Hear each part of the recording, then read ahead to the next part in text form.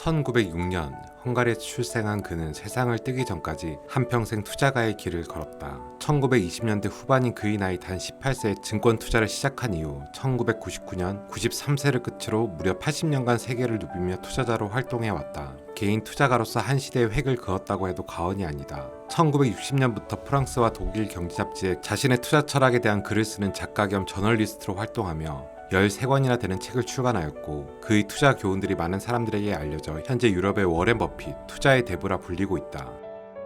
코스톨라니는 사업가인 아버지와 예술적 재능이 뛰어난 어머니 사이에서 태어났다. 그는 3남 3녀 중 막내였고 비교적 유복한 집안에서 자랐다. 그 후 그는 부다페스트 대학교에 입학하여 철학과 미술사를 전공하였다. 사실 그는 어릴 때 전공과는 별개로 음악에 관심이 많아 피아니스트가 되는 게 꿈이었다. 하지만 유태인이었던 아버지는 피아니스트보다 증권 교육을 배우길 원했다. 결국 아버지의 뜻을 따른 그는 1924년 18세가 되었을 때 아버지의 주식 중개인 친구가 있는 프랑스 파리로 유학을 가게 되었다. 1920년대 파리는 세계의 중심지였고 어딜 가나 사치품과 화려함으로 가득 채워져 있었다. 그런 파리의 한 증권거래소에 주식 중개인으로 취직을 하게 되어 기관 투자자들을 상대로 채권, 주식 등 매매 거래를 도와주는 일을 맡았다. 이곳에서 그는 자신의 투자 인생에 있어 큰 계기가 되었다는 에피소드가 있다. 이 증권사에서 일하는 한 노신사가 해준 얘기가 평생 그의 중요한 투자 원칙이 되었기 때문이다. 견습생이었던 코스톨라니에게 그 노신사는 다음과 같이 말했다. 친구, 주위를 한번 둘러보게나. 주식보다 바보들이 많은지, 바보들보다 주식들이 많은지.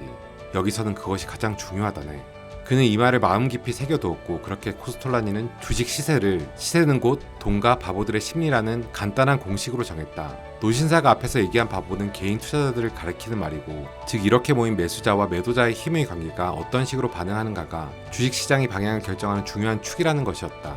이 내용을 바탕으로 수요와 공급의 원리, 그리고 증권 심리학으로 발전시켰다. 그의 첫 투자는 고등학생 시절인데 그 시절 유럽 전체는 극심한 인플레이션으로 투자 열풍이 불고 있었다. 인플레이션은 간단하게 설명하며 화폐 가치가 하락하여 물가가 전반적으로 상승하는 경제 현상이다. 그 당시에는 자고 일어난 물가가 두세 배로 뛰어 올랐을 정도로 심각했다. 그래서 사람들은 정보가 생겼다 하면 주식을 마구 사들이곤 했다. 그 당시에는 주워들은 말만 쫓아가도 부자가 될 수 있다는 말이 있을 정도였다.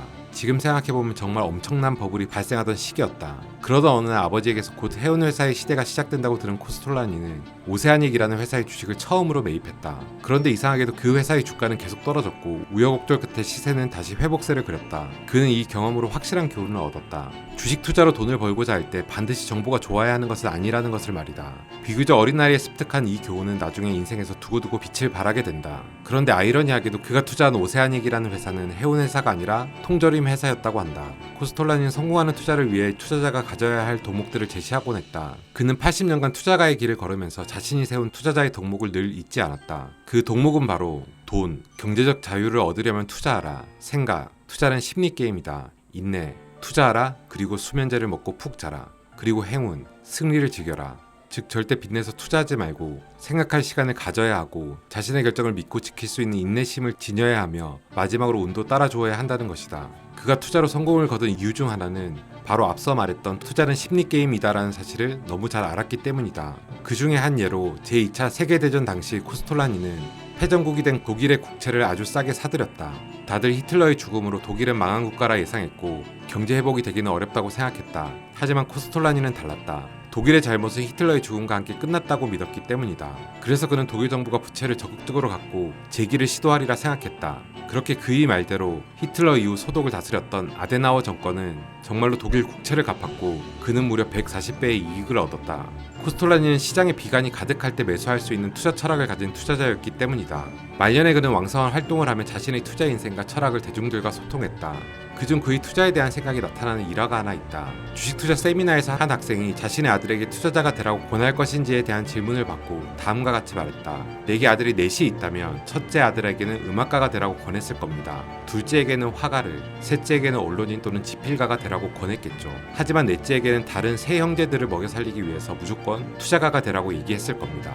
한편 그는 투자를 시작하는 사람들에게 항상 강조하는 얘기가 있다. 투자자에게 최대의 불행은 게임 시작과 동시에 돈을 땄을 때입니다. 왜냐하면 그 다음에 당신은 미친 사람이 됩니다. 첫 게임에서 벌어들인 돈 때문에 당신은 사고력을 잃어버릴 것이기 때문입니다. 그는 투자자가 돈을 벌기 위한 투자 과정을 가장 중요하게 생각하는 사람이었습니다. 이 밖에도 수많은 강연과 글이 있지만 투자자를 위한 그의 충고를 한마디로 요약하면 생각하는 투자자가 되십시오입니다. 여러분은 투자에 대해서 어떻게 생각하고 계시나요? 이상 투자의 대부 앙드레 코스톨라니의 이야기였습니다.